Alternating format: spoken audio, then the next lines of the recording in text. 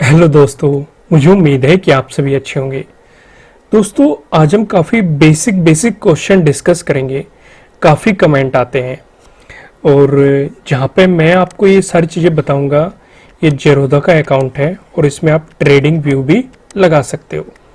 नहीं तो आप ये सारी फैसिलिटी आपको ट्रेडिंग व्यू पे मिलेगी, जहाँ पे आप चार्ट का एनालिसिस कर सकते हो। काफ़ी लोगों के कमेंट आ रहे थे इंडिकेटर नहीं लगते, काफ़ी लोगों के कमेंट आ रहे थे ट्रेंड लाइन कैसे ड्रॉ करनी है, हॉरिजॉन्टल लाइन कैसे ड्रॉ करनी है, सपोर्ट कैसे पता लगाना है, रेजिस्टेंस कैसे पता लगाना है।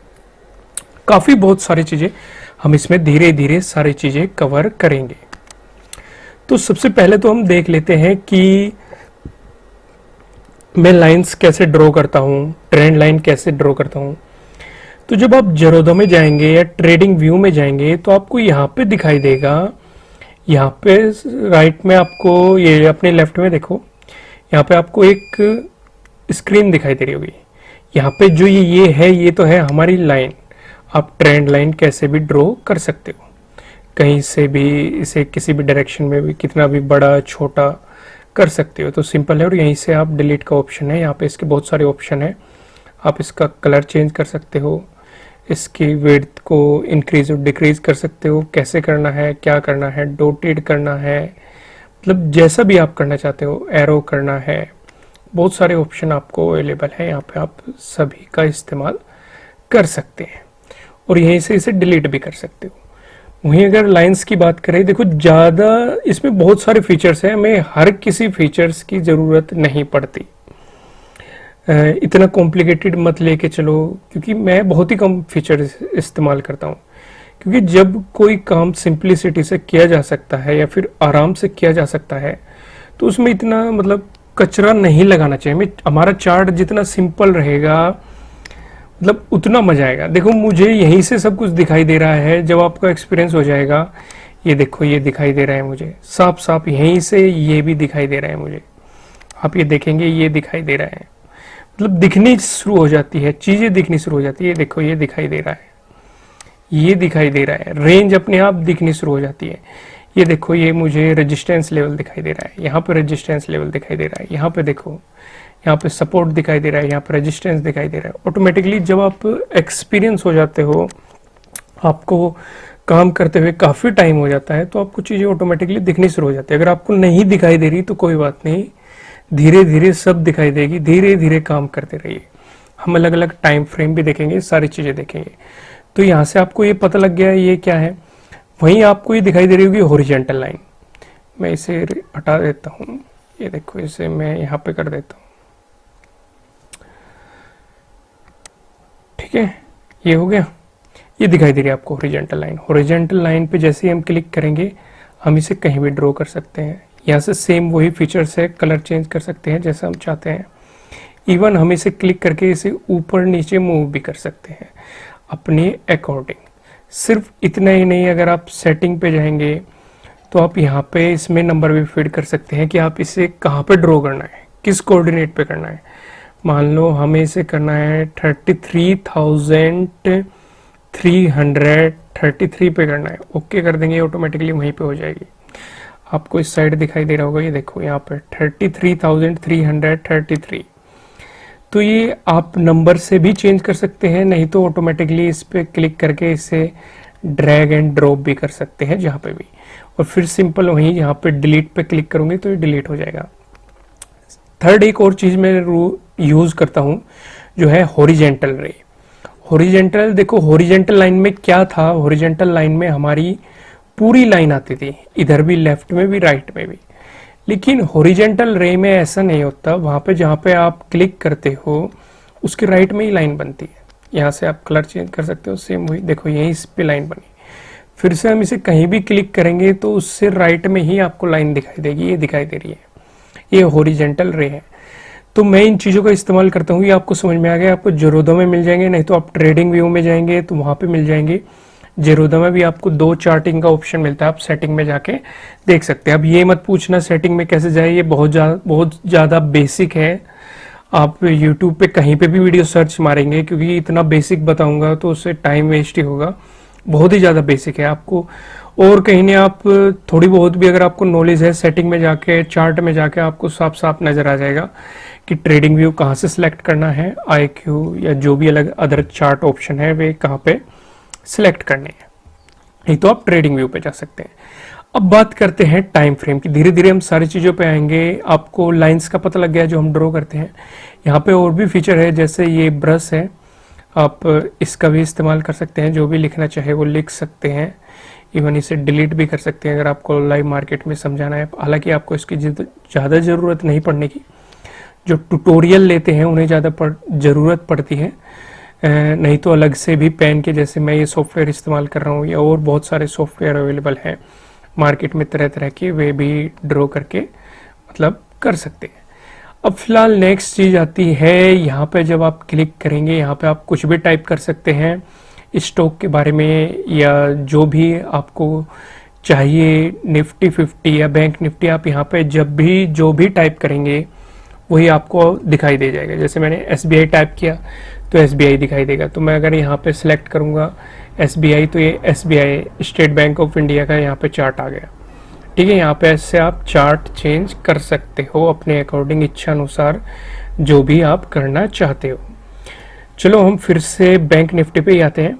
फिर नेक्स्ट है हमारा, यहाँ पे आपको 15 मिनट दिखाई दे रही होगी। यहाँ पर टाइम फ्रेम है। टाइम फ्रेम आप कुछ भी कर सकते हो, 1 मिनट कर सकते हो आप अपने अकॉर्डिंग। अगर आप 1 मिनट पे चाहते हो 5 मिनट कर सकते हो, या फिर अगर आप चाहते हो 30 मिनट कर सकते हो, अलग अलग टाइम फ्रेम पे। मैं आपको क्या कहता हूँ कि आप, चलो जब इंडिकेटर आएगा मैं तब समझाऊंगा उस चीज़ को। यहाँ पे मैं उसे ऐड नहीं करता जिससे कि आपको कंफ्यूजन क्रिएट ना हो। ठीक है, तो यहाँ से आप टाइम फ्रेम चेंज कर सकते हैं अपने अकॉर्डिंग, जो भी करना चाहे। 1 day, 1 month, 1 week. Time frame का बहुत बड़ा रोल होता है ट्रेडिंग में कि आपको अलग अलग टाइम फ्रेम पे क्या क्या दिखाई देता है। कुछ टाइम फ्रेम पे मार्केट आपको पॉजिटिव मोमेंटम दिखा देता है, कुछ टाइम फ्रेम पे मार्केट नेगेटिव मोमेंटम दिखा देता है। कभी कभी सभी टाइम फ्रेम पे पॉजिटिव रहता है, तब एक अच्छी अपॉर्चुनिटी होती है। कभी कभी सारे टाइम फ्रेम पे नेगेटिव रहता है, तब नीचे की तरफ सेलिंग की साइड एक अच्छी अपॉर्चुनिटी होती है। कभी कभी कंफ्यूजन क्रिएट होता है, तो मार्केट कभी पॉजिटिव दिखाता है कुछ टाइम फ्रेम पे, कुछ टाइम फ्रेम पे नेगेटिव दिखाता है। तो सारी चीज़ें हमें देखनी पड़ती है, आपको भी देखनी पड़ेगी। जैसे जैसे आप इसमें काम करेंगे तभी आप अच्छा ट्रेड ले पाएंगे। तो टाइम फ्रेम आपको यहाँ से चेंज करना है। उसके साइड में आपको ये दिखाई दे रहा होगा, कैंडल्स ही मैं ज़्यादातर इस्तेमाल करता हूँ। ज़्यादातर क्या, हमेशा कैंडल्स इस्तेमाल करता हूँ। पर यहाँ पे अलग अलग ऑप्शन है, क्योंकि काफ़ी स्ट्रेटजीज है मार्केट में अवेलेबल है जो कुछ बार्स पे काम करती है। ये बार्स के रूप में आपको दिखाई दे रहा है। कुछ स्ट्रेटजी आपकी यहाँ पे कैंडल्स पे काम करती है, कुछ होलो कैंडल्स पे काम करती है। सारी चीज़ें आपको यहाँ पे दिखाई दे रही है। कुछ लाइन हैके नासी पे भी अच्छे, मतलब कुछ स्ट्रेटजीज बनी हुई है। काफ़ी लोग कमेंट भी करते हैं कि कौन सी कैंडल का इस्तेमाल करें, तो मैं उन्हें सजेस्ट करता हूँ आप सिंपल कैंडल का इस्तेमाल करो। लाइंस है, किस तरीके से लाइंस है, लाइंस पे भी बहुत सारी स्ट्रेटजीज है। एरियाज है। बस मैं आपको ये कहूँगा, स्ट्रेटजी आप कोई सी भी अप्लाई करो, उसे ही अप्लाई करो। ये नहीं कि आज ये स्ट्रेटजी अप्लाई कर ली उसमें लॉस हो गया, फिर दूसरी स्ट्रेटजी अप्लाई कर ली उसमें प्रॉफिट हो गया, फिर किसी ने तीसरी बताई वो कर ली। नहीं, मेरे अकॉर्डिंग आपको क्या करना चाहिए, आप कुछ स्ट्रेटजीज चुन लो, 2 to 3 या 5 स्ट्रेटजीज, जो भी आप, सिर्फ इन्हीं पे काम करो अगर आप मार्केट में सस्टेन करना चाहते हो। अब ये स्ट्रेटजीज गलत भी हो सकती है, ऐसा भी तो हो सकता है ना। स्ट्रेटजी 100% परफेक्ट तो नहीं होती, कुछ ना कुछ उसमें कमियां भी होती है, अच्छाइयां भी होती है। अगर ये स्ट्रेटजीज गलत है, इन्हें अपने एक्सपीरियंस से अपने अकॉर्डिंग मॉडिफाई करो। अगर ये टारगेट आपको 100 पॉइंट का बता रहे हैं, आप 30 कर लो या 40 कर लो। कुछ लोगों को पॉइंट्स में भी कंफ्यूज है। पॉइंट्स का मतलब 30 rupees, 30 points equal to 30 rupees. 30 point market ने मोमेंटम किया या 30 रुपीज़ मार्केट ने मोमेंटम किया। क्लियर हो गया ये भी? तो आप अपने अकॉर्डिंग मॉडिफाई कर सकते हो इन्हें। जो ये स्टॉप लॉस बता रहे हो उसे भी अपने अकॉर्डिंग मॉडिफाई कर सकते हो। और मॉडिफाई करने का सबसे अच्छा तरीका क्या होता है, बैक टेस्टिंग। आपने जो भी उसमें चेंजेस किए हैं उनकी बैक टेस्टिंग करते रहो। बैक टेस्टिंग करके आपको रिजल्ट मिल जाएंगे कि कहाँ पे ये लॉस कर रही है, कहाँ पे प्रॉफिट कर रही है, कितनी सही है और कितनी गलत है, आपको सारी चीजें मिल जाएगी। तो बैक टेस्टिंग जरूर करना किसी भी स्ट्रेटेजी को अप्लाई करने से पहले, और किसी पे भरोसा नहीं करना, चाहे मेरी स्ट्रेटेजी क्यों ना हो। पहले पेपर ट्रेडिंग करो, क्योंकि कुछ नए ट्रेडर आते हैं, बस उन्हें उनकी इच्छा क्या होती है कि बस हम बाई कर ले, कोई हमें बता दे, सेलिंग कर ले और बड़ा प्रॉफिट कमा दे हम, तो वो उस हिसाब से ट्रेडिंग करते हैं। आपको वैसे नहीं करना। अगर आपको कोई कुछ सिखा रहा है, मैं हूं या कोई और है, आप उससे पहले पेपर ट्रेडिंग करो, उसकी बैक टेस्टिंग करो। पैसे को रिस्क पे आप तब लगाओ जब आपको कुछ एक्सपीरियंस हो जाए। सामने वाले के भरोसे अगर आप पैसे लगाएंगे तो उस पैसे को आप लंबे टाइम तक बचा नहीं सकते। वो आपका 2 बार प्रॉफिट करा देगा, 10 बार प्रॉफिट करा देगा, 11वीं बार वो एक बार ही सारे प्रॉफिट को भी ले जाएगा और सारी आपकी कैपिटल को भी ले जाएगा, क्योंकि आप 11वीं बार ओवर कॉन्फिडेंट हो जाओगे। आप पहले एक लोट से काम कर रहे थे, पता चला आपको 10 दिन लगातार प्रॉफिट हो रहा है, आपने उस दिन 5 लोट ले लिए, 5 लोट ले लिए, आपका सारा प्रॉफिट भी गायब, कैपिटल भी गायब। तो इस मार्केट में क्या होता है, जब इंसानों का प्रॉफिट होने शुरू हो जाता है 2-3 दिन, तो वे ओवर कॉन्फिडेंट होते जाते हैं। उन्हें क्या लगता है तो बहुत ही मतलब आसान है, मजा आ गया, मतलब पैसा आ रहा है, दिन के 2000, 5000, 10,000 ऐसे आ रहे हैं। कैलकुलेशन चलनी शुरू हो जाती है कि अगर 10,000 दिन का तो महीने का कितना, ऐसे वो लॉस नहीं देखते और इस चक्कर में वो लॉट साइज बढ़ा देते हैं। लॉट साइज बढ़ा देते हैं तो उनका सारा पैसा भी डूब जाता है, प्रॉफिट भी डूब जाता है, कैपिटल भी डूब जाता है। इन फ्यूचर में आपको रिस्क रिवार्ड पे काफ़ी कमेंट आ रहे हैं कि उन पे वीडियो बनाओ, वो प्रोवाइड की जाएगी। कैपिटल को कैसे सुरक्षित रखना है, इस पे भी काफ़ी कमेंट आ रहे हैं, वो भी आपको इन फ्यूचर प्रोवाइड की जाएगी। देखो धीरे धीरे जैसे हमें भी टाइम मिलता है, हम वो चीज़ें मतलब आपकी जो भी क्वेश्चन है उससे रिलेटेड चीज़ें आप तक पहुँचाते हैं, कोशिश रहती है हमारी, पर लेकिन सारी चीज़ें एक साथ नहीं हो सकती। मैं धीरे धीरे आपको समझा रहा हूँ। तो यहाँ पे आपको कैंडल का समझ में आ गया। कंपेयर की आपको कोई खास फिलहाल ज़रूरत नहीं पड़ती है, बड़े ट्रेडर का काम है। फिलहाल आप पहले छोटी छोटी चीज़ें समझो, इनमें भी फिर कभी डिटेल में बात करेंगे। फिलहाल आता है, नेक्स्ट आता है हमारा इंडिकेटर्स। काफ़ी लोग, जो मैं लगाता हूँ 50 एक्सपोनेंशियल मूविंग एवरेज, वो नहीं पता लोगों को कैसे लगाना है, सेटिंग क्या है वो भी नहीं पता। मैं बहुत सिंपल चीज़ें इस्तेमाल करता हूँ। जैसे ही आप इंडिकेटर्स पे क्लिक करेंगे तो यहाँ पे आपको, यहाँ पे सारे इंडिकेटर्स आ रहे हैं। बोलिंजर बैंड देखिए, यहाँ पे एवरेज, एडवांस, सब कुछ है। आप जो भी यहाँ पे टाइप करेंगे, जैसे मुझे मूविंग एवरेज चाहिए तो मैंने मूविंग एवरेज टाइप कर दिया। ये पहला क्या है, सिंपल मूविंग एवरेज। उसके नीचे क्या है, मूविंग एवरेज एक्सपोनेंशियल। हमें एक्सपोनेंशियल चाहिए, हर उसका अलग अलग होता है। जैसे अगर आप यहाँ पे सिंपल करोगे तो सिंपल पे ये आ रहा है। सेटिंग इसकी भी अलग है, सेटिंग में जाओगे, इनपुट देखोगे आप, लेंथ में आप टाइप कर सकते हैं आपको कितना चाहिए, यहाँ पे आप स्टाइल चेंज कर सकते हो या जो भी, यहीं से साइड से आप इसे डिलीट कर सकते हो। फिर से इंडिकेटर पे जाओ, इंडिकेटर पे मैं फिर से मूविंग एवरेज टाइप करता हूँ। कुछ चार्ट में क्या होता है, आपको मूविंग एवरेज ही टाइप करना है और सेटिंग में जाना है, वहां से आपको एक्सपोनेंशियल सेलेक्ट करना पड़ता है। यहाँ पे तो डायरेक्ट दे रहा है, तो मैं यहाँ पे 50 टाइप कर देता हूँ। ये देखो मैंने 50 टाइप कर दिया, तो इसने मुझे निफ्टी 50 ने दिखाना शुरू कर दिया, बैंक निफ्टी ने दिखाना शुरू कर दिया। काफी लोग कमेंट कर रहे थे कि आप 50 का ही क्यों इस्तेमाल करते हो। देखो मैं 2 मूविंग एवरेज का इस्तेमाल करता हूँ, एक तो है 50, एक है 200। इससे ज़्यादा का मैं इस्तेमाल फिलहाल नहीं करता।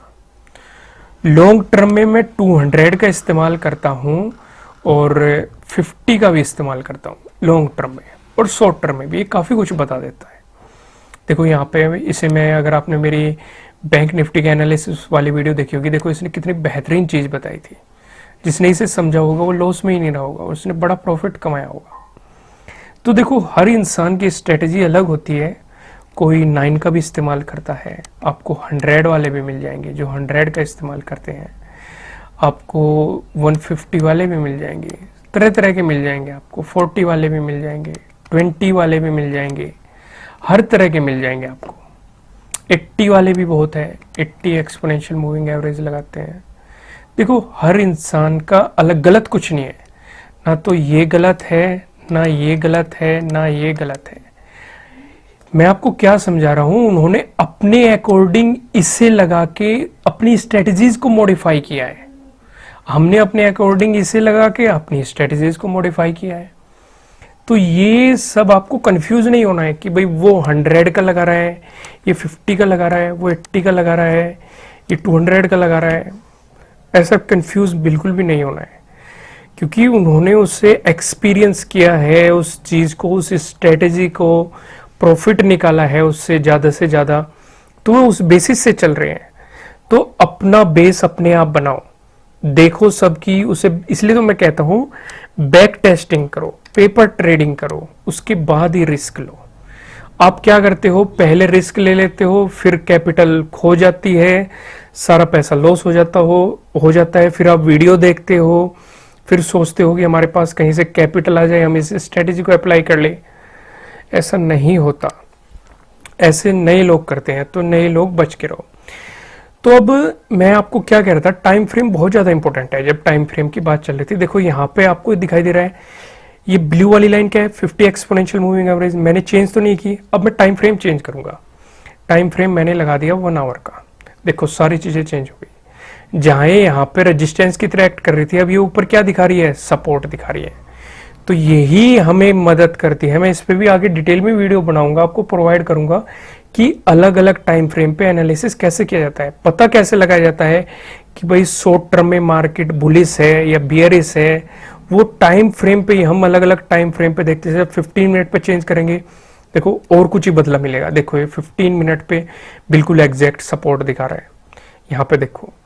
वहीं अगर हम इसे 5 मिनट पे कर देंगे, 5 मिनट पे कुछ और ही दिखा देगा। देखो 5 मिनट पे रेजिस्टेंस की तरह दिखा रहा है, ब्रेक करके देखो इसने रेजिस्टेंस की तरह एक्ट किया। तो टाइम फ्रेम बहुत कुछ बताता है। 3 आवर देख लो, यहाँ पे सपोर्ट दिखा रहा है। अभी हमने 1 डे देखा, 1 वीक देख लो आप, 1 वीक पे ये कुछ और ही दिखाएगा हमें। ये देखो 1 वीक पे ऊपर ही दिखा रहा है, मतलब सपोर्ट लेके मार्केट ऊपर जा चुका।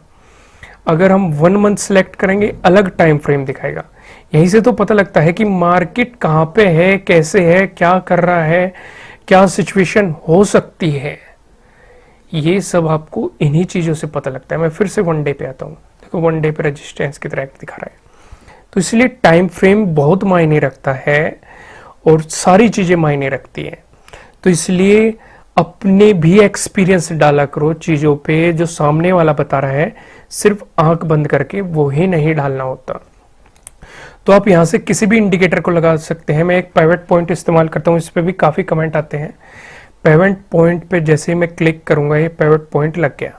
यहाँ पे मैं पिवट पॉइंट में थोड़ी सी सेटिंग करता हूँ। यहाँ पे मैं सेटिंग में जाता हूँ, यहाँ पे ट्रेडिशनल है, मैं फिबोनाची सिलेक्ट कर लेता हूँ। काफी ऑप्शन है पर मैं फिबोनाची करता हूँ और ओके कर देता हूँ। ये देखो लग गया पिवट पॉइंट।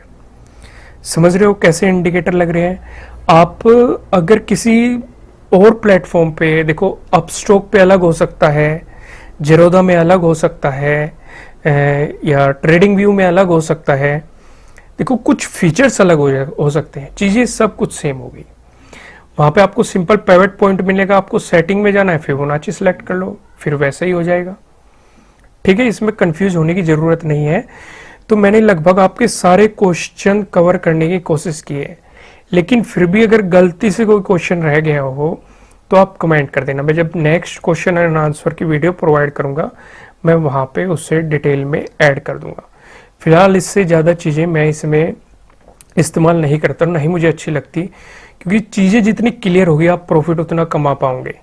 मैं अगर आप इसमें देखो, मैं कई तरह के इंडिकेटर लगा देता हूँ, ये लग गया, ये लग गया, अब और लगा देते हैं इसमें। मूविंग एवरेज ही लगा दिया, चलो मूविंग एवरेज लगा दिया हमने। यहाँ पे लगा दिया हमने 20, यहाँ पे हमने लगा दिया 50, यहाँ पे हमने लगा दिया 100, फिर हमने यहाँ पे लगा दिया RSI लगा दिया, फिर हमने यहाँ पे लगा दिया MACD लगा दिया, ये लगा दिया, फिर हमने यहाँ पे लगा दिया। देखो इसी में ही कुछ समझ में आ रहा है, पर लेकिन अगर यही चीज बताई जाए आपको कि मतलब लोग पागल हो जाएंगे कि पता नहीं क्या क्या लगा दिया, ये तो बहुत बढ़िया स्ट्रेटेजी होगी या कैसे। कुछ समझ पा रहे हो आप? यहाँ पे आपको कैंडल भी नहीं दिखाई देगी। अगर यहाँ पे और लगा दे, मैं और इंडिकेटर लगाता हूँ, आपने बहुत सारी वीडियो देखी होगी। देखो मैं किसी को वो नहीं कर रहा, आप जितना सिंपल रखोगे, देखो बोलिंजर बैंड लगा दिया, आ रहा है कुछ समझ में? चीजों को जितना सिंपल रखोगे उतनी जल्दी वो समझ में आएगी। आपको यहाँ पे सब कुछ दिखाई दे रहा है, आपको इसी के अकॉर्डिंग देखो सिंपल रखो, कुछ भी कॉम्प्लिकेटेड नहीं है, ना ही आपको करने की जरूरत है, इससे कुछ नहीं होता। ठीक है, समझ पा रहे हो आप? अलग अलग स्ट्रेटजीज होती है, एक एक इंडिकेटर को लगाओ, चीज़ों को समझो। देखो अब सब कुछ क्लियर दिखाई दे रहा है। इवन और सिंपल करने के लिए हम इसे भी हाइड कर देते हैं। ठीक है, अगर हमें ये देखना है, इसे हाइड कर लो। ये देखो एक एक चीज़ से समझो तो ज़्यादा प्रॉफिट निकाल पाओगे और चीज़ों को समझ पाओगे। ठीक है दोस्तों, कोई भी क्वेश्चन हो, आपको ये हेल्पफुल लगी कि नहीं वीडियो, वो भी कमेंट करके बता देना। फिर मिलेंगे किसी नेक्स्ट वीडियो में किसी अच्छे कंटेंट के साथ। Thank you.